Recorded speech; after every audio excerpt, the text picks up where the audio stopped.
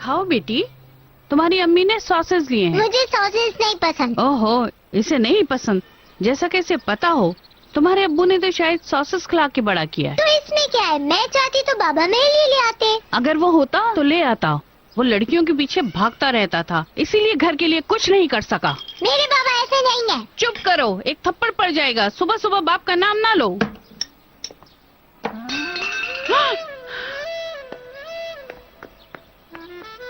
अल्लाह समझे इसको, अल्लाह ही समझे। अब सुबह सुबह फिर से क्या हो रहा है? मैं 5 बजे सोई हूँ। ओ मेरी प्यारी बच्ची जाग गई है, मेरी स्टार जाग गई है। ओ मेरी सुपर स्टार। मुझे बिल्कुल भी स्टार ना कहें अम्मी। मेरी बच्ची, आज कुछ और है, कल कुछ और होगा। कल कुछ नहीं होना, मैं वो काम छोड़ दूंगी। तो बस अस्तगफिरुल्लाह। अब ये बात कहाँ से निकल आई? वो बॉस तो मेरे पीछे ही पड़ गया है, मैं उससे तंग आ गई हूँ, पता है आपको। उफ, अब पता चल गया आपको। अल्लाह अल्लाह, तो तुम भी जरा चेहरे पे मुस्कुराहट डाल कर रखो। ये काम ऐसे ही होते हैं। और तुम कुंवारी औरत हो, किसी को भला क्या कोई जो भी करे। देखो वो आदमी कितना अच्छा है, उसने हमें एक शानदार और सजे हुए घर में रखा हुआ है। नहीं तो हमें खूबसूरत सा घर कहाँ से मिलना था। अम्मी, हमारे इस तरह के घर में आने से क्या होता है? हम अपनी कोई भी चीज ना ला सके, वो चीजें करीम के लिए ही छोड़ देते। खामोश। वो बेगैरत किसी और औरत की वजह से तुम्हें छोड़ के चला गया, और तुम अभी भी उसके लिए अपनी चीजें छोड़ने की बात कर रही हो। मैं उसकी किसी भी चीज को ना तो इस घर में आने दूंगी और ना ही किसी और के पास रहने दूंगी। गल सड़ के खुद ही सब चीजें खराब हो जाएंगी।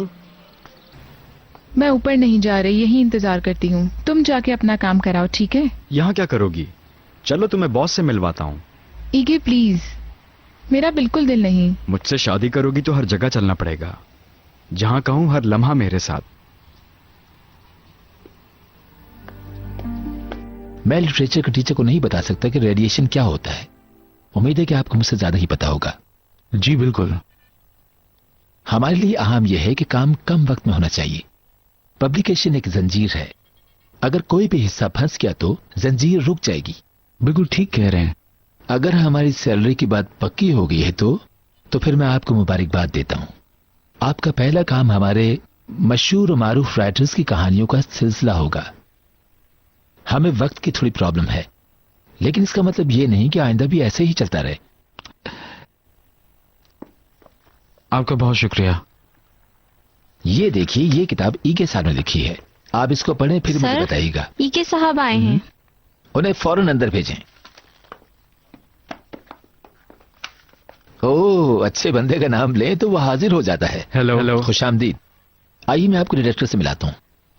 ये है मिस्टर ईगे साहब, जिनका कुछ देर पहले मैंने आपसे जिक्र किया था।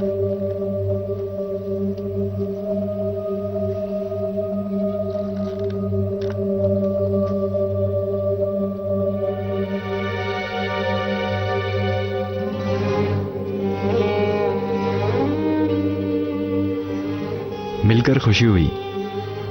आप कैसे? मुझे आपको किसी से मिलवाना है। मेरी बीवी, बल्कि मेरी होने वाली बीवी। अगले हफ्ते हमारी शादी है। आप लोगों को शादी की बहुत मुबारक हो। आप दोनों हमेशा खुश रहें।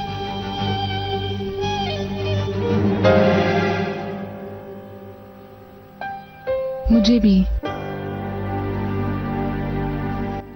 आतिश, मुझे अच्छा नहीं लग रहा, लेकिन क्या?